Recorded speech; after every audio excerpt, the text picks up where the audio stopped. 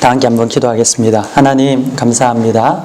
오늘 이 시간 하나님의 말씀을 듣기 위해 이 자리에 모인 주의 자녀들 가운데 하나님의 은혜를 다해 주시고 귀를 여시고 마음의 문을 여셔서 그 말씀이 생명의 말씀이 되도록 주여 우리 가운데 은혜를 다하여 주옵소서. 모든 것을 주님께 의탁드리며 살아계신 우리 주 예수 그리스도 이름으로 기도 올려드립니다. 아멘.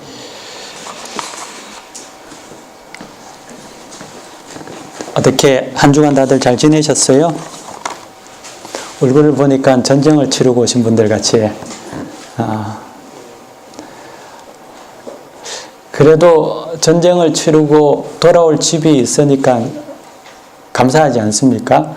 여러분들 이곳에 계신 믿음의 여러분 형제 자매들이 세상에서 믿음의 싸움을 하다가 또 낙심하고 좌절하고 또 실패하고 그런 어떤 공고함 가운데 하나님 앞에 나오는 겁니다.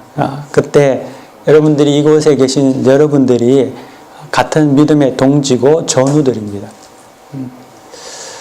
사단은 자꾸만 우리에게 아군을 스스로 죽이게 하는 아군 폭격이라는 걸 합니다. 교회 안에는 항상 영적인 전쟁이 있기 때문에 하나님을 믿지만 그 안에는 사단의 시험이 있고 우리를 또 분열시키고 아프게 하는 그러한 영적인 전쟁들이 항상 존재합니다. 이것을 여러분들이 잊어서는 안 됩니다.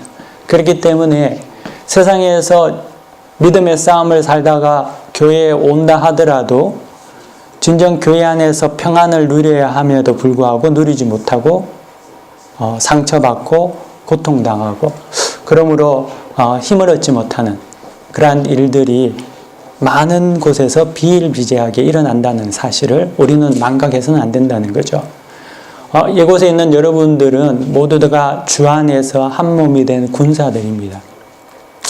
여러분들이 이 안에서 참된 평화를 누리고 하나가 되고 은혜를 누릴 때에 이것이 참된 여러분들에게 소망의 장소가 되고 위로의 장소가 될 줄 믿습니다. 그래서 밖에서 싸우고 이곳에서 위로받는 그러한 어떤 자리가 되기를 원합니다. 그리고 그 하나님의 우리에게 주신 그 위로와 은혜를 누릴 수 있는 여러분들이 되기를 원합니다. 언제든지 사단은 그것을 여러분들에게 낚아채기 위해서 수단과 방법을 가리지 않을 겁니다. 이 사실을 분명히 깨달아 알아야 한다는 거죠. 예수님께서 이 땅에 오신 목적은 우리에게 평안을 주기 위해서 오셨습니다. 근데 그가 주실 평안이라는 것은 우리가 말하는 세상에서 말하는 평안은 아니라는 거죠. 찬양 중에 이런 찬양이 있습니다. 평안을 너에게 주노라 세상이 줄 수 없는 세상이 알 수도 없는 평안 주님의 평안을 내게 주노라. 여기 있는 가사와 같이 우리가 누리는 평안은 세상이 주는 평안과는 다른 평안을 우리는 기대하고 거대합니다. 사실 세상이 생각하는 평안은요, 먹고 사는 문제에 대한 평안입니다. 우리의 배가 든든해지는 것, 그리고 우리의 어떠한 욕구가 채워질 때 누리는 평안을 요구합니다. 그래서 그 평안을 누리기 위해서, 그 평안을 얻기 위해서 사람들은 교회에 나오기도 하고 교인이 되기도 합니다. 물론 그것을 나무라지는 않습니다. 그것이 틀렸다라고 말하지 않습니다. 그렇게라도 올 필요가 있죠. 하지만 교회에 오면 올수록 신앙을 배우면 배울수록 우리가 아는 그 평안이 변화되어야 된다는 거죠. 교회에 처음 나올 때에는 세상이 주는 평안을 원해서 왔을 수 있습니다. 먹고 사는 문제가 해결되기 위해서 왔을 수 있다는 거죠. 하지만 10년을 하나님을 알고 20년을 교회를 나오면서도 여전히 그 세상의 평안에 목에 매어서 집착하고 산다면은 그것은 아직까지 하나님이 말씀하시는 주님이 우리에게 주려고 했던 그 평안을 여전히 모른다는 거죠. 주님께서 우리에게 주시려고 하는 평안은요, 세상이 주는 평안이 아닙니다. 그 평안보다 더 궁극적인 평안을 주님은 우리에게 주시려고 합니다. 그 평안은 영원한 평안입니다. 지난주의 말씀을 통해서 우리가 본 바와 같이 주님은 자기 소욕을 위해서, 그것을 채우기 위해서 새벽 미명에 찾아온 그 열심인 특심인 사람들을 피하여 떠나셨습니다. 이 모습은 주님이 우리에게 주시려는 평안이 그 평안이 아니라는 거죠. 우리를 위해서 우리의 욕심, 우리의 어떠한 것을 채우기 위한 평안을 주님께서는 주시려고 하지 않는다는 것이 있습니다. 우리는 아무리 좋은 것을 채워도 만족하지 못하는 존재 아닙니까? 성경에 보면은 이스라엘 백성이 애굽에서 10가지 재앙을 애굽에게 하나님께서 하신 10가지 재앙을 목격을 했습니다. 그리고 또 애굽에서 나올 때 홍해가 갈라지는 그러한 체험을 했습니다. 하지만 그 놀라운 기적과 놀라운 어떤 이적들, 그 모든 것들이 그들에게 평안을 줬느냐 하는 것에 볼 때는 그렇지 않았다는 거죠. 광야 40년 생활을 하면서 이스라엘 백성은 하나님께서 주시는 만나를 날마다 먹었습니다. 그리고 바위에서 물이 터트려져서 샘물이 쏟아져 나왔죠. 제일 처음에 만나를 먹었을 때는 이스라엘 백성이 이구동성으로 한 말이 그것이 가시 모양 같고 꿀 섞인 과자 같았더라 라고 하면서 감탄하면서 그것을 먹었죠.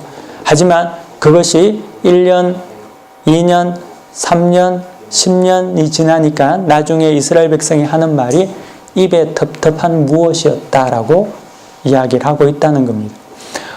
우리가 원하는 것은 아무리 채워도 여러분들 결코 만족할 수 없습니다. 결단코 여러분들에게 평강과 평안을 허락하지 않는다는 거죠. 사람은 내가 원하는 것을 채운다고 해서 만족하는 존재가 아닙니다. 여러분들이 가지면 가질수록, 채우면 채울수록 거기에 대해서 만족해지는 존재가 아니라는 거죠. 그렇기 때문에 인간은 참된 평안을 누릴 수 없다는 거죠. 주님은 그 평안을 말하고 있지 않습니다. 더 궁극적인 평안을 우리에게 말씀하고 있습니다. 그 평안은 예수 그리스도를 우리 속에 모실 때만이 누릴 수 있는 참된 평안이죠. 그 평안은 또한 우리가 가진 것이 있고 없고의 문제가 아닙니다. 우리의 상황이 좋고 나빠지고의 문제에서 우리가 누릴 수 있는 평안이 아니라는 겁니다.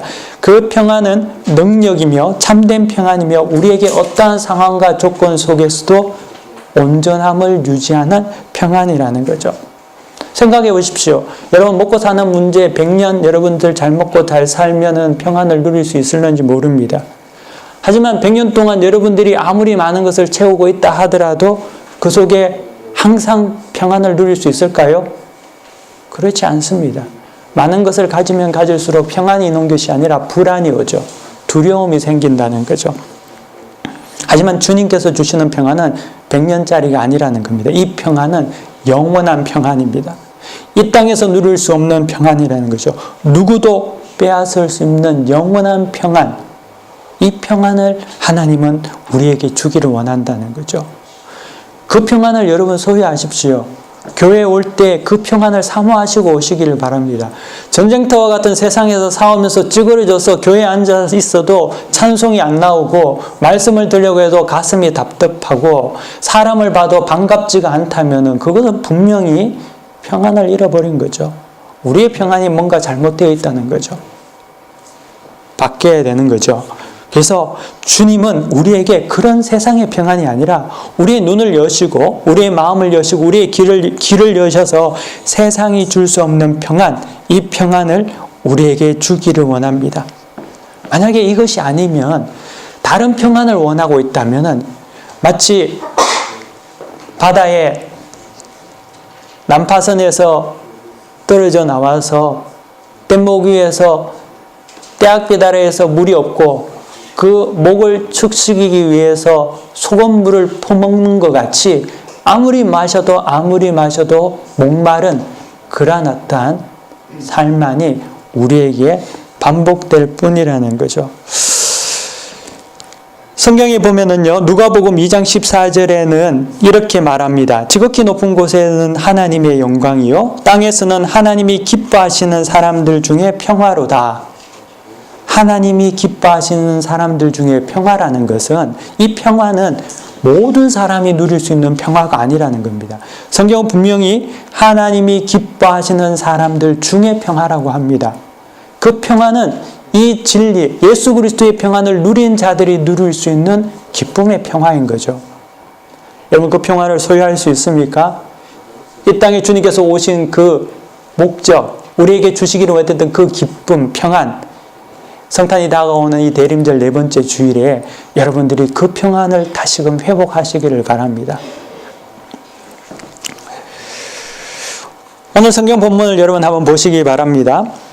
40절 말씀을 제가 읽어보도록 하겠습니다. 한 나병 환자가 예수께 와서 꿇어 엎드려 간구하여 이르되 원하시면 저를 깨끗하게 하실 수 있나이다 라고 성경 40절에서 이야기합니다. 한 나병 환자가 주님께 나왔습니다. 이 당시 그 나병 환자는 문둥병 환자죠. 근데 이 문둥병 환자는 일반 사람들과 접촉이 금지되어 있었습니다. 그래서 사람들이 많이 모이는 군중이라든지 무리 속에는 이 문둥병 환자는 감히 들어올 수가 없었습니다. 만약에 어쩌다가 들어올 수밖에 없는 상황이 생겼다. 시장통에 구걸을 하러 왔다. 이럴 경우에는 일반 사람들이 나병 환자에게 오게 되면 반드시 그 나병 환자는 소리를 지르고 자기가 문둥병인 것을 사람들에게 알려야 했습니다. 그래서 성경에 보면은 그런 사람들은 부정하다라고 이렇게 표현을 함으로써 주변 사람이 자기가 나병 환자인 것을 알려주게 되는 거죠.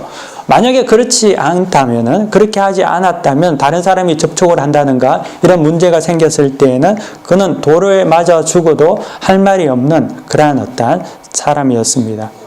하지만 그런 어떤 나병 환자에게도 하나님을 만날 수 있는 권리는 허락해 줬습니다. 박탈하지 않았다는 거죠. 사실 이 나병 환자, 문둥병 환자는 얼마나 인생이 괴롭고 고통스럽겠습니까? 그래서 이런 자들을 위해서 이 회당 한켠에, 우리로 말하면 저 구석의 어느 쪽에 멀찍이 예배에 동참할 수 있는 한 칸의 어떤 자리를 마련해 줘서 그 사람들도 하나님 앞에 나아오는 것은 막지 않았다는 거죠. 그래서 그들은 이 회당의 한쪽 구석에 마련한 자리에서 하나님께 예배를 드릴 수 있는 그런 어떤 권리를 가지고 있었다는 겁니다. 유대인들은 이 부정한 자에 대해서 격리를 통해서 자기들을 보호하고 또 그들에게 예배의 혜택을 준 것은 사실이지만 그들을 변화시키거나 고칠 수 있는 마음은 없었고 또 그런 능력도 의지도 없었다는 거죠. 우리가 예수를 믿고 교회에 나오고 정말 공고한 마음으로 하나님 앞에 나오지만 교회는 그러한 자들을 변화시키고 하나님의 말씀으로 참된 평화를 주고 인생이 새로운 하나님 앞에서 피조물로 바뀌는 감격을 누릴 수 있는 그러한 의무가 있습니다. 이게 교회의 역할이라는 거죠. 그냥 교회에 와서 그냥 예배 드리고 아무 터치하지 않고 마음대로 좋은 대로 생각하고 돌아가는 것을 교회의 존재 목적이 아닙니다. 교회에 오면 반드시 영적인 전쟁이 일어납니다. 말씀을 통해서 부딪히게 되고 삶을 통해서 부딪히게 됩니다. 이게 뭐냐 하면은 유대인과 예수님의 차이점이었습니다. 유대인들은 한쪽 구석에 회당에 자리를 마련해줘서 그들이 와서 그냥 가면 됐지만 주님은 그들을 침노하셔서 그들이 변화되기를 요구한다는 거죠. 교회도 마찬가지라는 겁니다. 여러분들이 교회에 와서 예배를 드리는 것, 우리가 신앙생활하는 이 교회라는 것은 변화를 요구합니다. 삶의 변화, 그리고 말씀을 통해서 하나님을 아는 새로운 피조물로서의 변화를 요구하는 거죠. 와서 졸다가 가고, 물론 교회에 와서 조는 것도 감사한 일이지만 마냥 그것이 맞다고 말하는 것도 심각한 잘못이라는 거죠. 성경은 우리에게 분명하게 이야기하는 것이 무엇이냐 하면은 회당에서는 그들에게 자리를 마련해 줬지만 예수님은 그와 함께 부딪히고 만지고 그들을 변화시킨다는 데 있다는 겁니다. 우리 교회도 마찬가지라는 거죠. 그것이 교회라는 겁니다. 이런 어떤 가운데 이 나병 환자는 예수님의 말씀을 듣게 되었습니다. 그리고 그 예수님의 말씀을 들으면서 마음이 뜨거워졌습니다. 그리고 그 말씀 가운데 예수께서 자기를 고칠 수 있다는 그런 확신이 들었습니다. 그리고 주님 앞에 나왔다는 거죠.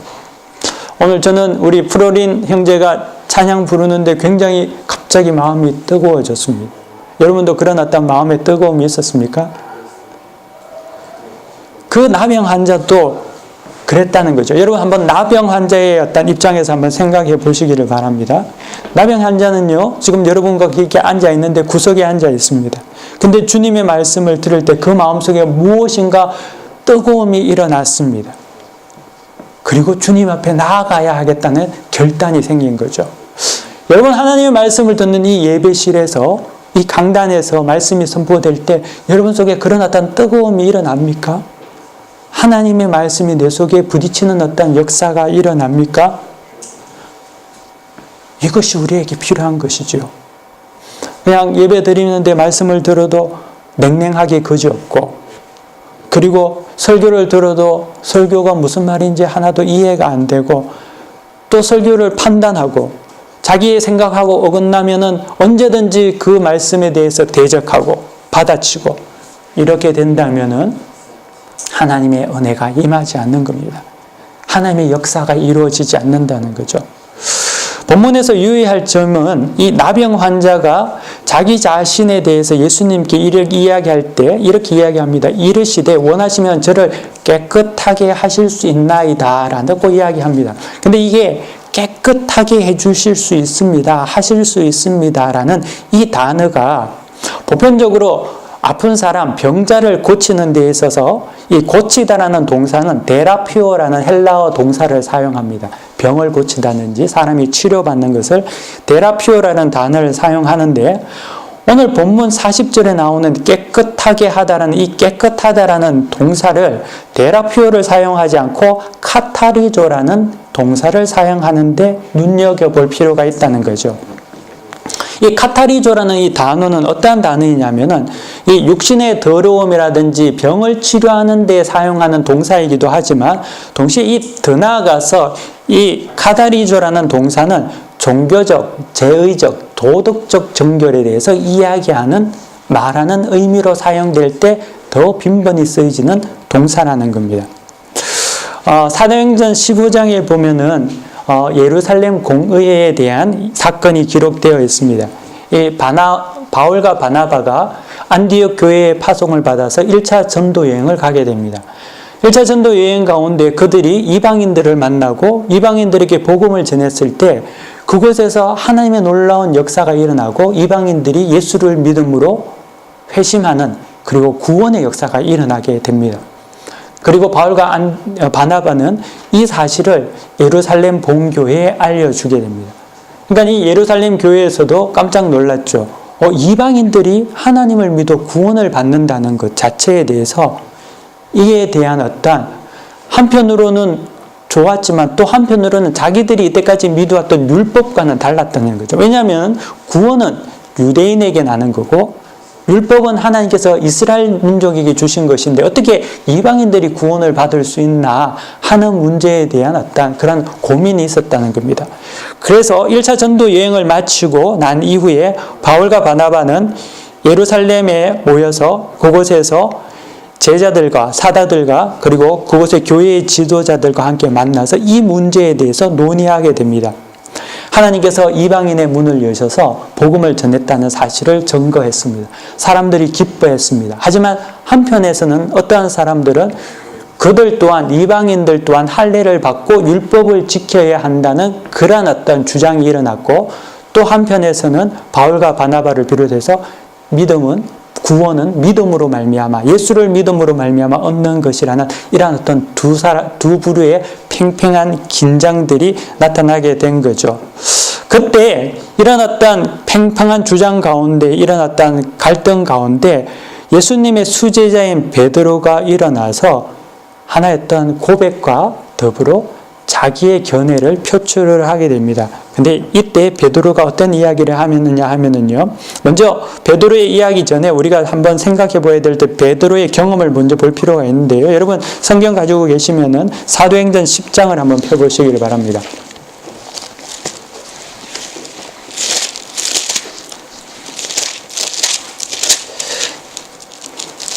자, 사도행전 10장은 어떤 내용이냐면은 베드로가 이탈리아의 백부장인 이 로마의 백부장인 고넬료에게 세례를 행하는 그러한 이방인에게 세례를 행하는 그러한 내용이 담겨 있는 장입니다. 당시 베드로는 요바에 있는 무두장이 시몬의 집에 있었는데 그가 어느 날 기도하던 중에 점심시간 때쯤에 꿈을 꾸게 됩니다. 근데 꿈을 꿨는데 하늘에서 보자기가 내려서 그 안에 각종 짐승들이, 부정한 짐승도 있고 뭐 공중에 나는 새도 있고 짐승들이 있는데, 그 보자기가 내려와서 하늘에서 소리가 베드로에게 잡아먹으라는 말이 이제 들린 거죠. 그러니까 베드로가 그것을 보고 14절에 보면은요, 이렇게 이야기합니다. 사도행전 10장 14절에 베드로가 이르되 주여 그럴 수 없나이다. 속되고 깨끗하지 아니한 것을 내가 결코 먹지 아니하였나이다 한데, 그 베드로가 거부를 하죠. 왜? 자기는 유대인으로서 소위 말하는 율법에 어긋난,礼기에 어긋난 음식을 먹지 못하겠다고 이야기를 합니다. 그때 15절에 보면은요, 어떻게 이야기하냐면, 우리 한번 다 같이 한번 읽읍시다. 15절입니다. 사도행전 10장 시작.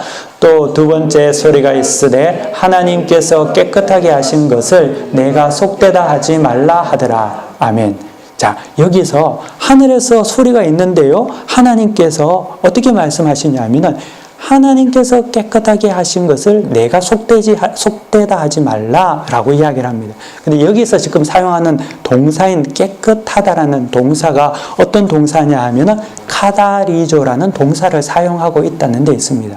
즉, 하나님께서 그것에 대해서, 이방인들에 대해서 어떻게 이야기하냐면, 병의 치유가 아니라 원본적인, 근본적인 치료, 복음으로 말미암아, 믿음으로 말미암아 완전한 새로운 치료, 거듭남에 대해서 이야기를 하고 있다는 거죠.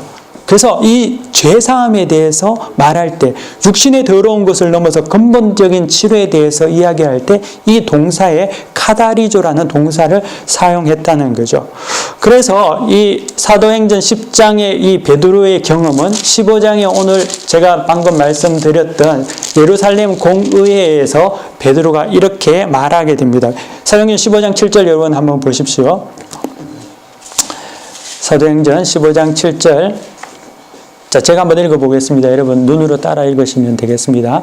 자, 이 갑론을박 가운데 어떤 유대인들은 이방인들은 반드시 할례를 받고 율법을 지켜야 된다고 하고, 또 바나바와 바울은 믿음으로 말미암아 구원을 얻는다는 이런 어떤 갑론을박 가운데 베드로가 7절에서 이야기합니다. 많은 변론이 있은 후에 베드로가 일어나 말하되 형제들아 너희도 알거니와 하나님이 이방인들로 내 입에서 복음의 말씀을 들어 믿게 하시려고 오래전부터 너희 가운데서 나를 택하시고, 또 마음을 아시는 하나님이 우리에게와 같이 그들에게도 성령을 주어 정언하시고 믿음으로 그들의 마음을 깨끗이 하사 그들이나 우리나 차별하지 아니하셨느니라. 이 말은 지금 베드로가 이 고넬료의 사건을 기억하면서 그들에게 이야기를 하는 거죠.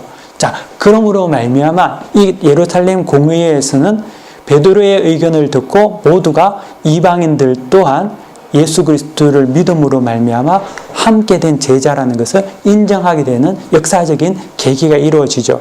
근데 여기서 9절에 보면은 베드로가 말하는 믿음으로 그들의 마음을 깨끗하게 하사, 이 깨끗하게 하사라는 이 동사가 카다리조라는 동사를 사용했다는 거예요.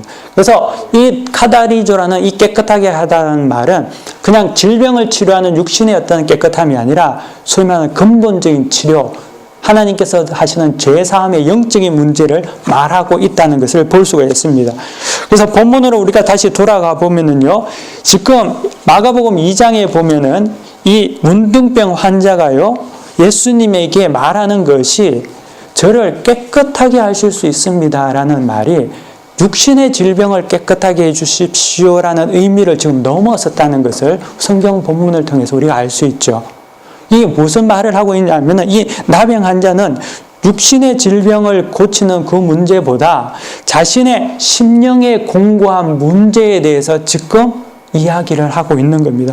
더 깊은 고뇌에 대해서, 자기 속에 있는 그 영적인 답답함에 대해서 예수님이 고칠 수 있다라고 말하고 있다는 거죠. 사실 그의 질병은 외적인 문제만이 아니었다는 거죠. 이것은 영적인 문제고 내적인 문제였다는 겁니다. 여러분, 모든 병은 마음에서부터 시작된다고 하지 않습니까? 마음의 병이 생기면 몸의 병이 생기게 되는 거죠. 문둥병 환자가 왜 그 문둥병이 생겼는지는 모르죠.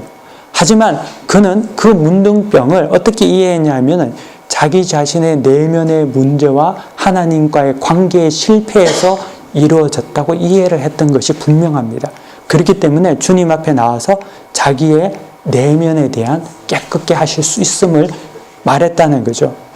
원래 이 문둥병 환자는 그 당시에 저주받는 병이라고 생각해서요, 하나님을 떠나거나 아니면 하나님을 저주하고 대적하거나 굴 속에 숨어 있거나 그렇게 하는 것이 일상의 모습이었죠. 나오면 돌 맞을 수 있단 말이죠.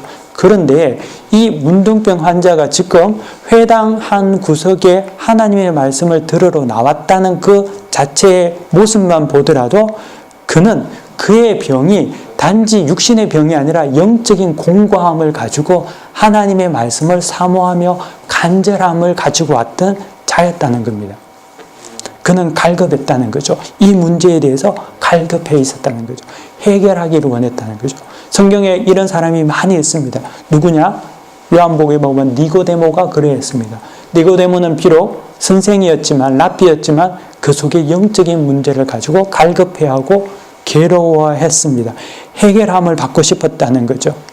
자신의 처지와 한계와 죄의 소욕과 그런 어떤 문제를 통해서, 그런 어떤 문제인식을 통해서 그들의 마음속에는 이 나병 환자도 애통과 안타까움과 답답함이 있는 그러한 어떠한 간절함이 그 속에 있었다는 거죠. 사랑하는 믿음의 성도 여러분, 여러분들에게도 이런 간절함이 있습니까? 뭔가 외적인 것을 해결하려는 문제가 아니라 내가 있는 상황이 더 좋아지는 문제를 넘어서 여러분들이 예배에 나올 때, 하나님 앞에 나올 때 내 속에 진정 하나님에 대한 내 죄를 인한 나의 어떤 근본적인 하나님께서 나를 변화시켜야 되는데 그렇게 하지 못하는 내 자신의 육신의 어떤 모습, 영의 모습을 그것 때문에 안타까움과 간절함으로 나오느냐. 그 마음 위에 예수 그리스도의 말씀이 그에게 닿았을 때 그 마음은 뜨거워졌고 주님 앞에 나올 수 있는 그러한 역사가 이루어졌다는 거죠. 이것만이 하나님의 역사, 주님 앞에 나올 수 있는 계기가 된다는 거죠. 예수님의 말씀은 문둥병자에게는 너무나 뜨겁게 다가왔습니다. 그는 주체하지 못하고 주님 앞에 나오게 만들었죠. 하지만 모든 사람에게 다 그랬느냐는 그렇지 않다는 겁니다. 어떤 누구에게는요, 예수님의 말씀이 자기 자신의 소욕을 채우는 그러한 말씀으로 받아들였습니다. 그렇게 재해석했죠. 또 어떤 누군가에게는 주님의 말씀이 자기들을 해하려고 하는 그러한 거슬리는 치부를 드러내는 그러한 대적의 목소리로 들릴 수도 있었다는 거죠. 하지만 자신의 죄에 대한 궁극적인 아픔과 탄식, 그리고 이를 해결하기 원하는 사모함과 그 갈급함이 있는 나병 환자에게는 생명의 말씀이 되었다는 거죠. 주님을 만날 수 있는 결정적인 계기가 되었다는 겁니다. 마음과 저인격을 달구는 그러한 역사로 이루어졌다는 거죠. 벅참이 됐다는 거죠. 우리에게도 그런 은혜가 우리 가운데 있기를 원합니다. 하나님께서 여러분들을 낮추시고 여러분들에게 광야의 길을 걷게 하시는 이유는 이 목적이 있다는 거죠. 그러므로 말미암아 내 속에 나의 연약함을 보게 만들고 그 갈급함과 답답함 속에서 주님을 찾게 하기 위해서, 그냥 놔두면 다 세상 좋은 쪽으로 가서 하나님을 잊어버리고 살기 때문에 하나님은 여러분 사랑하셔서 여러분들에게 광야의 길을 걷게 하시고 여러분들이 알지 못하는 만나를 먹이시고 메추라를 먹이심으로 하나님을 만날 수 있는 그런 마음의 밭으로 만들어 가신다는 겁니다. 우리에게도 이런 어떠한 모습들이 있어야 합니다. 그렇지 아니하면은 우리에게는 동일한 곳에 앉아 있지만 그냥 아무런 의미 없는 그러한 자리가 되고 말 것이라는 거죠. 그러한 사모하는 마음, 그러한 간절한 마음이 우리 가운데 충만하게 이루어지기를 축복합니다. 주님은 그를 불쌍히 여겼다고 합니다. 그리고 그에게 손을 대셨습니다.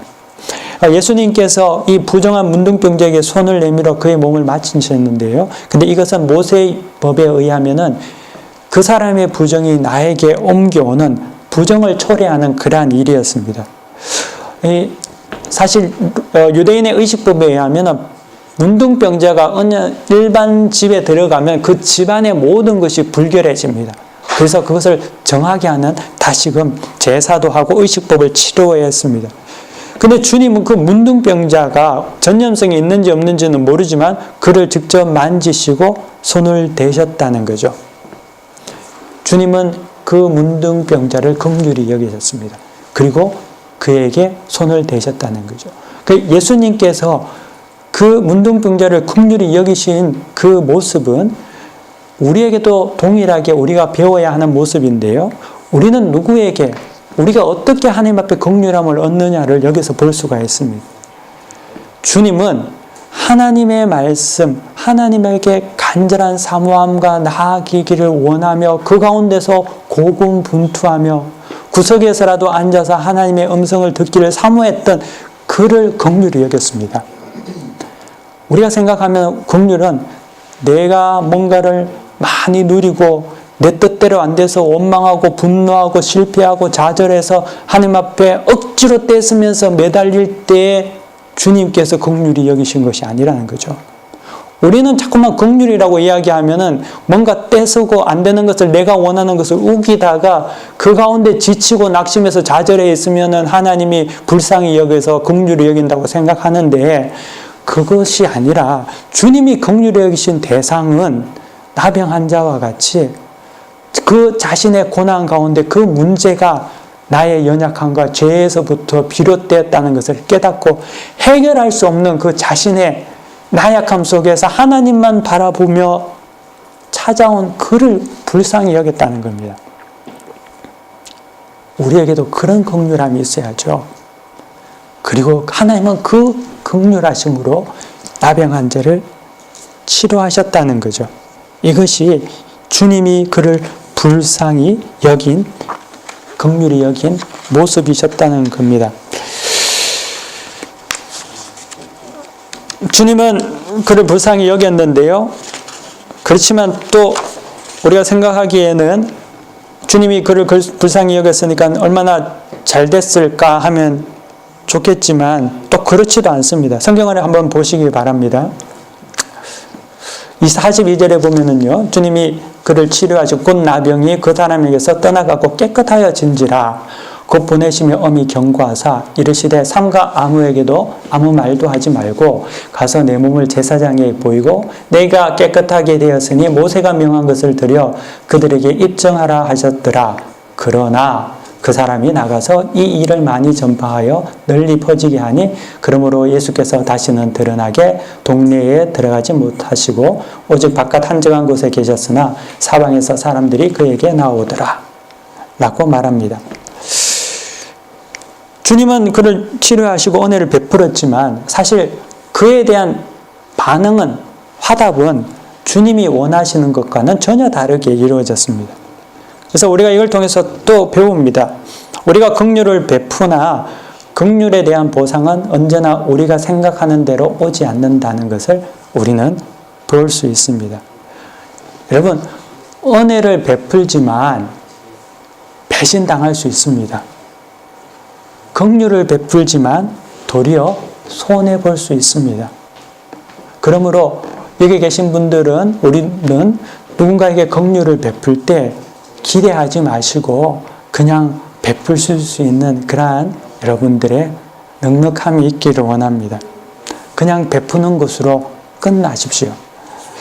바울은 데살로니가 교인들에게 데살로니가 후서 3장 13절에 보니까 이렇게 말합니다. 선을 행함으로 낙심하지 말라라고 권면하고 있습니다.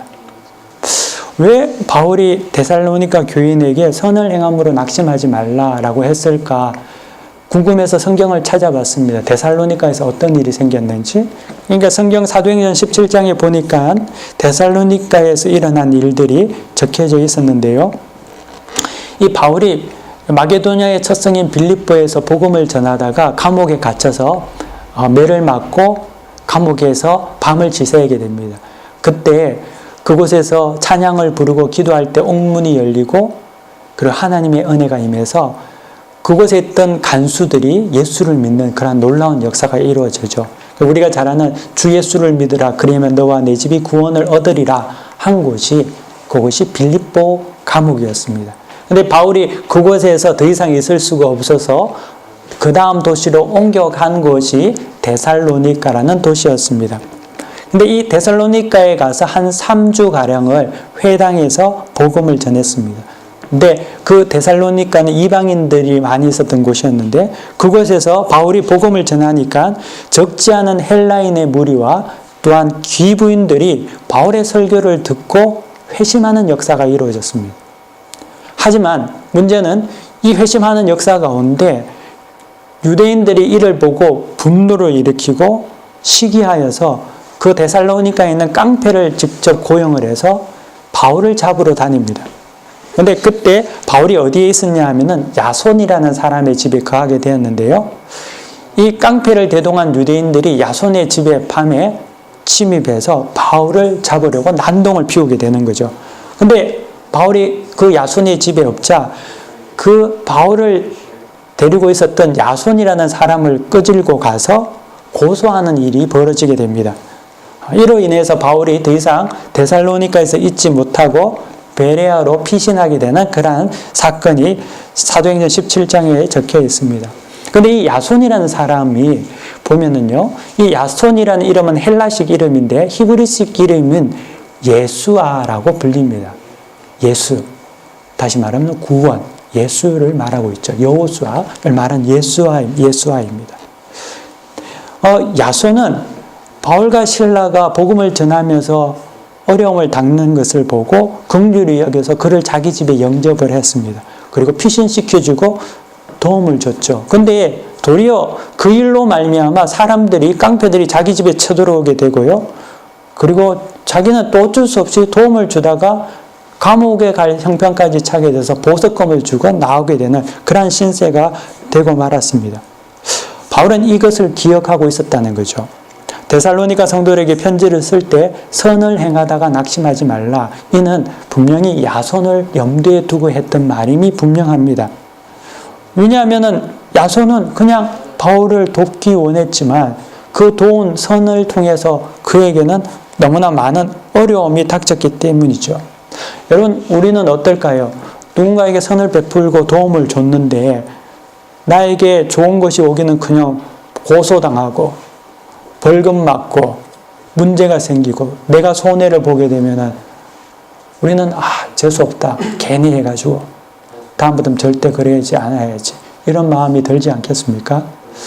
저도 여기에서 이제 있으면서 예전에는 학생들이 많았거든요. 저도 이제 좀 마음을 좀 더 긍휼한 마음을 많이 가져야 되겠지만 예전에는 학생이 많았을 때 교환학생들을 잘 섬기고 이런 것들을 많이 했지만 이제 가니까 그게 막 이제 힘들고 지치는 겁니다. 그러니까 뭔가 나중에는 그런 것들이 식어져 가는 그런 어떠한 마음들이 있더라고요. 그래서 제가 오늘 말씀 보면서 그러지 않아야 되겠다. 저도 말씀을 통해서 다시금 결단하고 배웠습니다. 근데 충분히 그럴 수 있거든요. 여러분도 그렇지 않습니까? 도왔는데 도리어 손해만 오고 재수 없다고 생각하고 그때부터는 그러한 어떤 선행이 마르게 되죠. 또 그런 일을 안 하려고 합니다. 경험적으로 습득하게 되죠. 그래서 긍휼이 마르게 되는 거죠. 바울은 그들에게 대해서 이렇게 이야기하고 있습니다. 선을 행하다가 낙심하지 말라.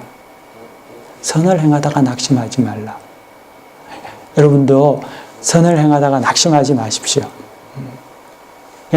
주님도 운동병자를 고쳐줬지만 그는 나가서 주님이 당부한 신신당부한 것을 다 또 여기고 퍼뜨리지 않습니까? 주님도 그렇게 사셨거든요. 심지어 주님은 십자가에 못 박혀 죽으셨지만 죽는 그 순간까지도 사람들은 주님의 사랑을 모르고 주님을 욕하고 무시하고 저주하지 않습니까? 그러니까 하나님의 은혜는 그러한 역사 가운데 이루어진다는 거죠. 우리가 주를 닮는다는 것은 선을 행하면서 낙심하지 않는 것입니다. 여러분들이 그렇게 마르지 않는 삶을 사시기를 축원합니다.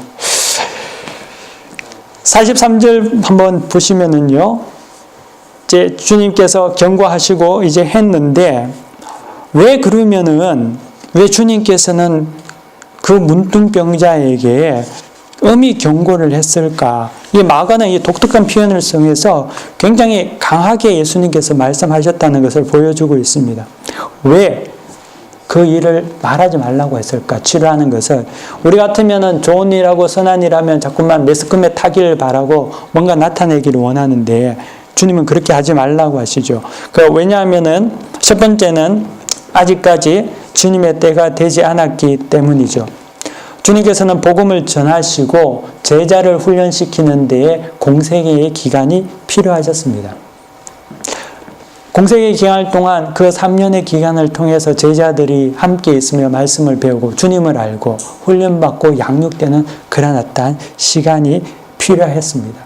물론 이 당연하게 이것이 예수님의 십자가의 사건은 하나님의 섭리 가운데 이루어지는 것이니까 어떻게 하든지 하나님께서 이루실 것 아닙니까? 하지만 주님은 그럼에도 불구하고 자기 자신이 모든 수고와 또 자기가 해야 할 일들을 하셨다는 거죠. 그자에게 말하지 말라고도 주의도 주시고, 이 모든 것이 하나님의 섭리 가운데 이루어지지만 그래도 육신의 옷을 입고 오신 주님이 해야 할 하나였던 책임으로서의 모습을 성실하게 감당하셨다는 거죠. 우리 또한 승리를 이미 확정받은 믿음의 사람들입니다. 여러분들은 예수를 주라 입으로 시인하고 마음으로 믿는 순간 영원한 생명의 사람이 되었습니다. 구원의 백성이 되었죠. 그러면 이제는 나 구원받았으니까 다 주 뜻대로 된다고 해서 막 사는 것이 아니라는 거죠. 비록 하나님의 섭리 안에 있지만 그 섭리를 이루기 위해서 우리는 최선을 다해서 성실하게 살아야 하는 겁니다. 손 놓고 마냥 감사하며 행복하게 사는 것이 아니라는 거죠. 예수 믿으면서 정말 어처구니 없게 느껴지는 것은 생활도 엉망이고 삶도 엉망이고 행실도 엉망천진데 항상 감사하고 항상 기쁘고 항상 주님의 은혜고 항상 주님의 뜻이라고 하는 것만큼 신앙의 괴짜가 없다는 거죠. 그것은 신앙이 아니죠. 예수 믿는 자는 더 민감하게 하나님의 뜻을 따라서 살아가기를 원한다는 거죠. 노력한다는 거죠. 이것을 주님은 목표 말씀을 통해서 보여주고 있습니다. 또 두 번째는 주님은 사람들이 오해하는 것을 원치 않으셨습니다. 이것은 무슨 말이냐면은 주님은 자기가 오신 목적이 병 고치는 것이 아님을 분명하게 알려주기 원하셨다는 거죠. 그럼 병 고치는 것은 일시적인 것이죠. 병이 나았다 하더라도 그 치유가 영생을 가져다 주는 것이 아닙니다. 기적은 사람들에게 은혜를 끼칠 수 있지만 기적이 반복되면 그것은 기적이 아니라 일상으로 바뀐다는 거죠. 그래서 그것은 무의미하게 되고 마는 거죠. 주님은 긍휼함으로 사람들을 고치지만 사람들이 단지 그 기적에 목을 매는 자신의 문제만을 해결함을 바라는 그러한 나약한 종교인이 되기를 원치 않으셨다는 겁니다. 그래서 주님은 그것을 염려하셨기에 사람들에게 말하지 말라고 이야기하고 계신다는 거죠. 여러분, 우리가 믿음의 공동체 안에서 여러분들이 서로 섬기며 사랑하죠. 섬기고 돕는 것, 이것이 처음에는 큰 은혜로 다가옵니다. 하지만 그것이 지속되고 반복되면 무감각해지죠. 나중에는 왜 나한테 그거 안 해주지? 왜 나를 섬기지 않지? 왜 나를 보살펴 주지 않지? 라고 되는 거죠. 많은 은혜가 사람을 바꾸지 않는다는 거죠. 그러므로 은혜보다는 먼저 하나님을 온전히 우리가 알고 그 하나님의 은혜를 온전히 깨달을 때 그 은혜가 참된 은혜가 되고 서로에게 귀한 영향력이 되고 감사가 되는 거죠. 교회는 또 믿음의 공동체는 받는 것이 아닙니다. 여러분, 믿음은 우리를 죽기까지 충성하게 만드는 것입니다. 교회는 여러분들이 주님 위해서 목숨을 바치기까지 살아가기 위해서 모이는 곳이죠. 이해가 잘 안 되죠? 교회가 그런 곳이란 것을 여러분들이 혹시나 안 배웠다면 다시 배워야 합니다. 교회는 주님 앞에 내 자신을 드리기 위해서 우리가 하나님의 은혜 때문에 그 은혜에 감사해서 목숨까지도 드릴 수 있는 자, 그것이 교회인 겁니다. 와서 은혜 받고 뭐 받는 이전에 처음은 그렇게 시작할 수 있지만 나중에는 변화되리라 주님께서 약속하셨습니다.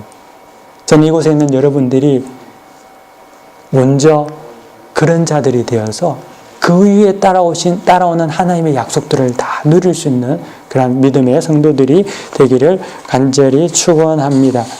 오늘 성경 본문을 통하여서 여러분들이 하나님 예수님께서 만나신 그 문둥병자에 대한 또 문둥병자가 자기의 어떤 갈급한 심령으로 주님 앞에 나아갔던 그 모습들, 그리고 우리에게 진정 원하시는 주님의 뜻이 무엇인지 단지 병고침이 아니라 온전히 주님을 알고 참된 예수 그리스도의 제자가 되기를 원하는 그 뜻을 우리가 대림절 4번째 주간에 다시금 마음에 새기는 모두가 되기를 간절히 축원합니다. 함께 기도하겠습니다.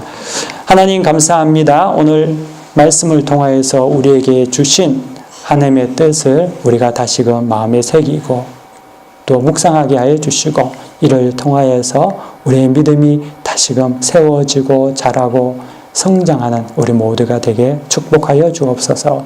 살아계신 우리 주 예수 그리스도 이름으로 기도 올려드립니다. 아멘. 다 함께 자리에서 일어나셔서